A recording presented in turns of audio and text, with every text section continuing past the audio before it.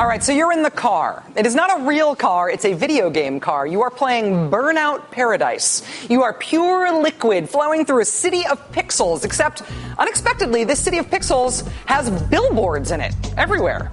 Billboards carrying this one message.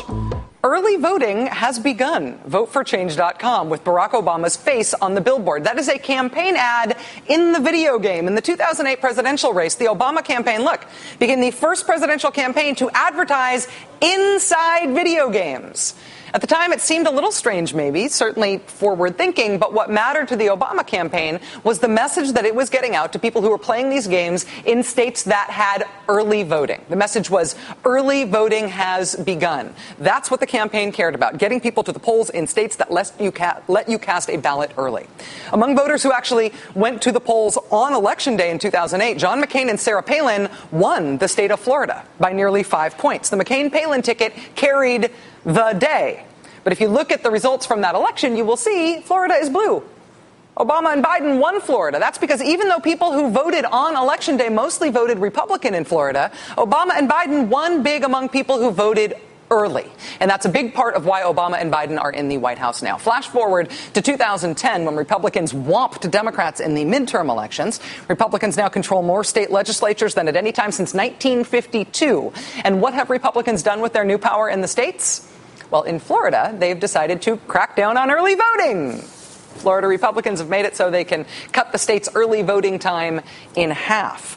Also, in Georgia, Republicans there have cut Georgia early voting by more than half. In Wisconsin, they cut the time for absentee voting in half, so you get less time to vote, and you have to jump through more hoops at the polls. At the beginning of this year, only Georgia and Indiana required you to show a photo ID in order to cast a ballot. Now, Republicans in 5 more states, including Wisconsin, have passed laws saying you can't vote unless you show ID you did not used to have to show, and frankly, that not all people have. Across the nation, elected Republicans have been hard at work making it harder to vote wherever they can, however they can. Republicans in Maine, for example, this year passed a law ending same-day registration in the state. Thanks to Governor Paul LePage and the Republicans in the state legislature, Mainers can no longer register and vote on the same day as they have been able to since the early 70s. Today, a Maine group that's working to get same-day registration back pointed out that Governor LePage himself and 9 other elected Maine Republicans themselves registered to vote immediately before elections, the thing they have just made illegal, saying it somehow made Maine's elections unsafe. So it's not fit for others and it has to be outlawed, but it's okay for them? In South Carolina, new Republican Governor Nikki Haley signed a law making it harder to vote in South Carolina. Nearly 200,000 people in her state. 200,000 South Carolinians do not have the photo ID that will now be required to have your ballot cast and counted on Election Day in South Carolina. And in Colorado, the Republican Secretary of State there is suing Denver, suing the city and county of Denver over voting. In the elections this upcoming November in Denver County, pretty much the only way to vote is by mailing in a ballot. That's the way it works. The county mails you a ballot, you fill it out, and you mail it in. The Republican Secretary of State in Colorado is suing to force Denver to mail ballots only to people who voted in 2010. Which you'll remember was a huge year for Republicans and Republican turnout. If you didn't vote in that election and you haven't answered a follow-up postcard from the county, the Republican Secretary of State in Colorado is suing to keep Denver from mailing you a ballot to vote this time around. So it's a lot harder for you to participate in the next election. We have been reporting on this all year long, on this broad and sustained effort by Republicans in the states to make it harder to vote. The question has been whether there would be any kind of response by national Democrats. Today, there is one. It comes in the great state of Ohio, where new Republican Governor John Kasich signed a bill this year that would cut the time for early voting in half and cut absentee voting by almost as much. Today, the re-election campaign for President Obama announced that it would join the fight for a citizen's repeal of John Kasich's Make It Harder to Vote bill. The Obama re-election national field director sending out an email saying, quote, at a time when we should be expanding the number of people voting, there are some in Ohio trying to shrink it. It's pure politics. The Obama campaign telling people in Ohio that it will help get the 230,000 signatures needed to put that Make It Harder to Vote law on the ballot so it can be repealed. The deadline for signing the petition to get it on the ballot is Thursday. day after tomorrow. Joining us now in studio, Senator Sherrod Brown, Democrat from the great state of Ohio. Senator Brown also served 2 terms as Ohio's Secretary of State from 1983 to 1990. Senator Brown, it's nice to see you. Thanks for being here. Great to be back. Thank you. The Obama campaign jumping on this drive to get enough signatures by the end of the week to put Ohio's new voting law on the ballot. How is the campaign helping out, and do you think that Ohio needs the help here? Well, we always welcome the help from, these are mostly activists, citizen activists, people that have volunteered for the Obama campaign in the past. But this was a huge volunteer effort. People from all corners of the state. We've gotten signatures from all 88 counties. Anybody that wants to sign Ohio that hasn't yet should call the state Ohio Democratic Party headquarters. And there are petitioners in every county that they can find you or you can find them. But this is something Republicans do. They've never done it in this much of an orchestrated way to roll back voting rights. And don't make no mistake, that's what they're doing in county, state after state, as you point out, Rachel. They're rolling back voting rights, but every presidential year they try something. They have stationed people at the polls that look like off-duty. They look like police officers to intimidate people. They've challenged voters. They've had secretaries of state that have issued, as in Ohio a few years ago, to issue all kinds of conflicting regulations. They have called people on the phone saying the polls close at a different time. They've played these games because Republicans sometimes win elections by depressing turnout. And it's really un-American.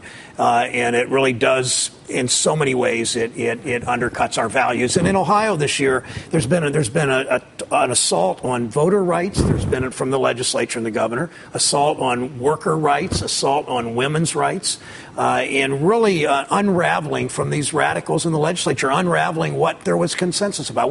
We in this country have had a consensus around Medicare and student loan and Pell Grants and voting rights and collective bargaining rights and women's rights. And these radicals want to unravel all of that. And it's a state-by-state effort, the likes of which we've never seen. Ohio is going to have a chance to vote again in 2012, like the rest of the country.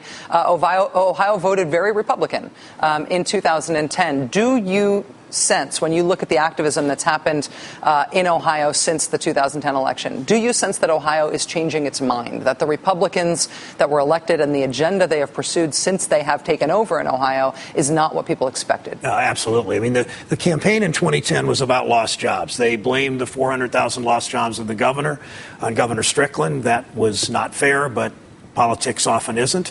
But that's what they campaigned on, lost jobs. As soon as they took office, they went after collective bargaining rights and women's rights and voting rights and in rolling back what was once a consensus in our state and our country.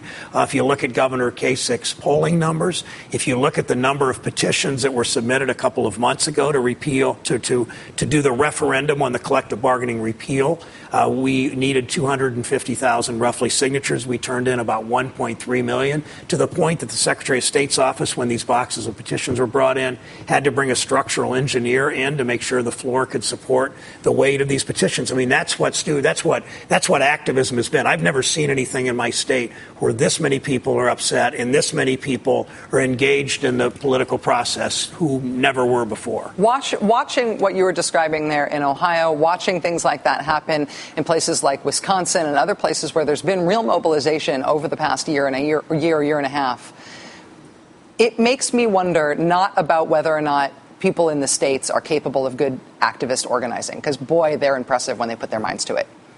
It makes me wonder whether or not national Democrats, whether the Democratic Party and its sort of controlling forces in Washington takes power from those things, is able to channel that sort of activist example and energy into national results. Well, I think that's a very good question. I look forward to going back to the Democratic Senate caucus the day after we win on the referendum on collective bargaining and say, look what it means when you don't move to the middle and stand for nothing, but you really do say whose side are you on, whose back do you have, and that's when Democrats win elections, when we stand for something. It's not left, right. It's whose side are you on, and you contrast what we believe with what they believe. We're doing that in collective bargaining. We're doing doing that on voter rights. We're doing that on women's rights. And I think it's certainly the right thing substantively.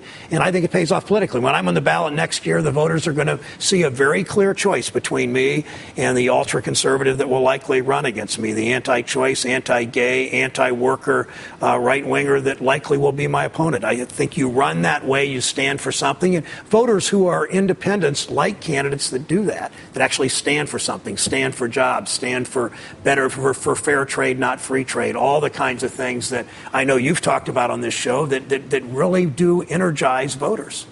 Senator Sherrod Brown, Democrat of Ohio, served 2 terms as Ohio's Secretary of State and is therefore uniquely qualified to discuss this stuff with me tonight. Senator Brown, it's always really nice to have you here. Thanks for coming in. Good to see you, sir. All right. Attention, longtime notorious fugitives from justice. A, thanks for watching.